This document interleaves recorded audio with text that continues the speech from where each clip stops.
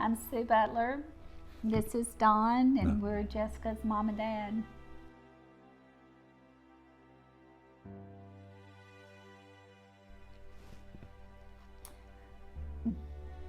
Her heart, her smile. Yeah, she was always had everybody else's happiness. You know, she just kind of always made sure everybody in her group was having fun, no matter what. She was everybody's best friend.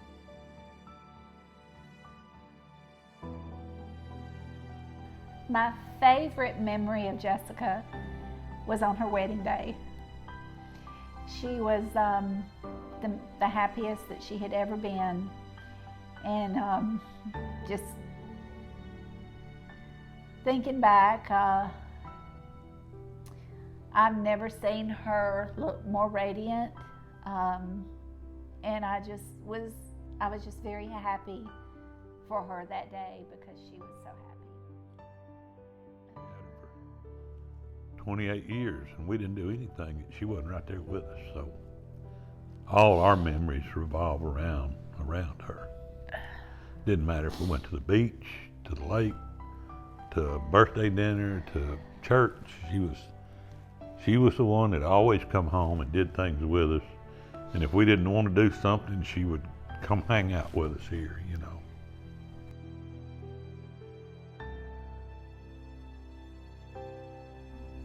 Yes, she has one brother, older brother, Jacob. Yeah, he's 15 months apart. They were pretty tight. They were very close. He won't talk about it. We bring it up, and he just says, "Oh, look, I don't want to talk about it." So we don't know. He deals with it in his own way.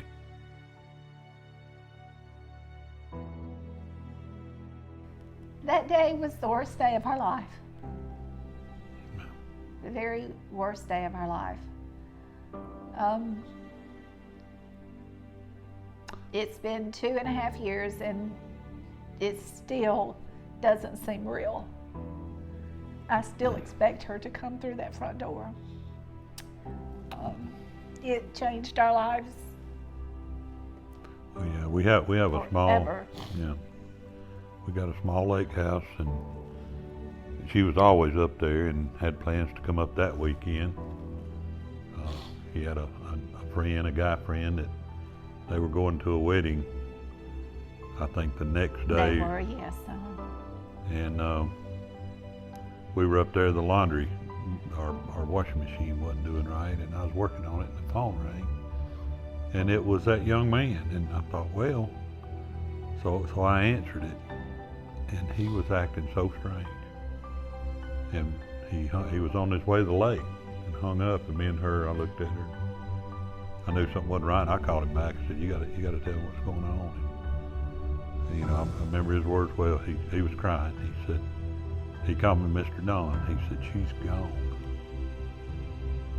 And I don't remember much after that. It was a pretty tough time.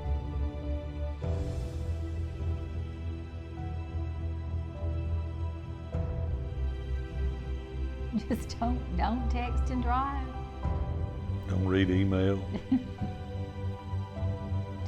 Just distracted driving comes in so many different forms, as we know, but the phone is by far the worst. And if people would just realize, I mean, after Jessica's death, it wasn't 6 months later, another young lady, senior in high school, same thing, on Interstate 65, ran up under a tractor trailer truck. And it happens. The worst wrecks you see on the interstate are because of people using their cell phones. And if I could talk to everybody 16 to 25 years old, try to start this deal where you call each other. Talk to each other, don't text. If somebody texts you, if you text somebody, they ought to know it's not important. I don't need an answer right now. You know, it's like, call me when you get off work, or what do you want to do for dinner tonight, or or can you meet me at the ball field? They don't have to have that answer right now. Like Don and I say all the time, if by getting the message out there, if we can just save one life, then it's worth it. You know, her death was not in vain. If we can just get this message out there and save somebody. Because no family should have to go through what we've had to go through for something that is so avoidable. It didn't have to happen. She made a mistake, and a horrible, horrible mistake.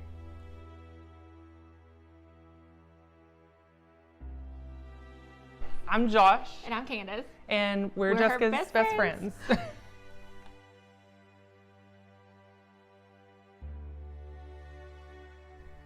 She was full of personality. She was funny, and you just always had a good time when you were around her. She lit up every room she walked in. She was there for you, no matter what. I mean, no matter how stupid, how funny, what you went through. It's hard to not have that when you've had it for so long. Yeah. It's like someone that was always there for you. Right. It's like losing a part of you, a literal part of you.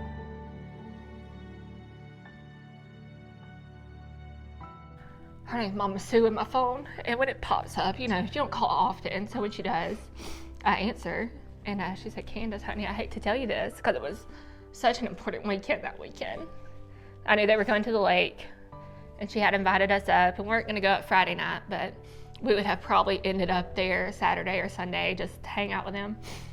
And she called and said, Candace, I hate to tell you this, but Jessica's gone.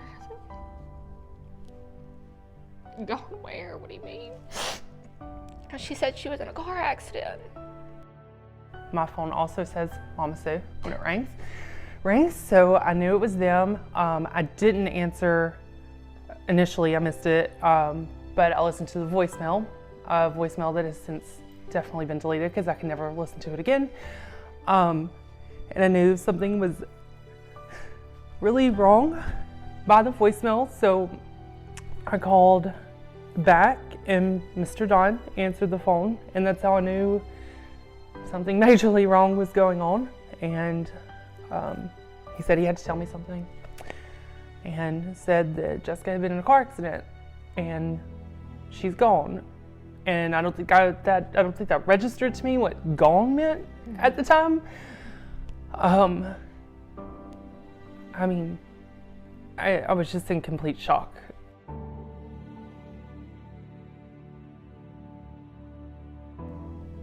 Do not ever pick up your phone while you're driving. Never. I mean, It's not a quick text.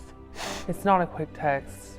And you need to think of your family and your friends when you do it. My name is Alex Rudig.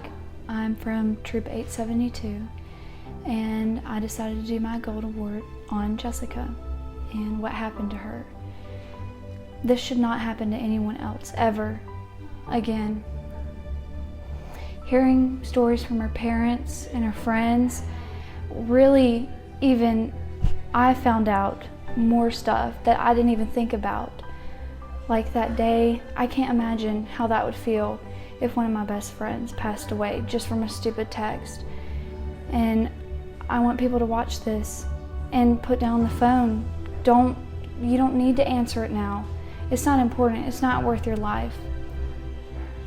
And I hope that even if this reaches just one person, then I will have succeeded in my Gold Award project.